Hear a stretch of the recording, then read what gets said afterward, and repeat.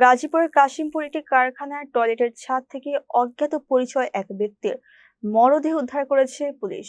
শুক্রবার সকালে কাশিমপুর থানাধীন ৩ নম্বর ওয়ার্ডের হাতিমারা উত্তরপাড়া এলাকায় এই ঘটনাটি ঘটে।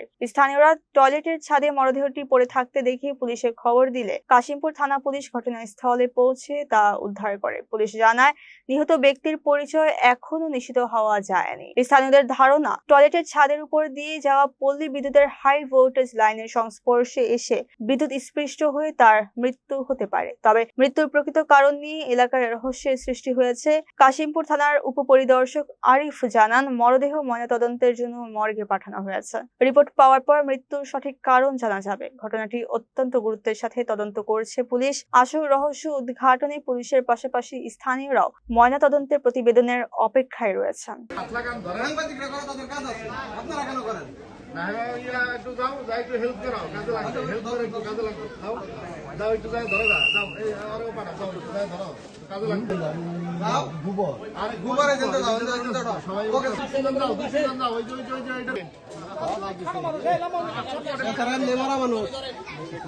সুন্দর করে দুই হাতে ধরেন, তিনজনে লম্বা মানুষ ধরেন, দুই হাতে ধর,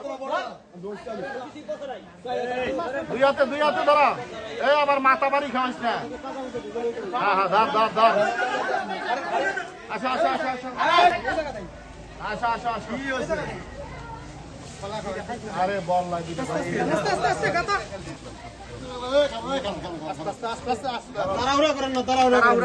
কোথাও বাড়ি লাগায় না, মাথা একবার রাস্তা তুলে যান। হ্যাঁ ভাই, একেবারে পাগলা হয়ে গেছে।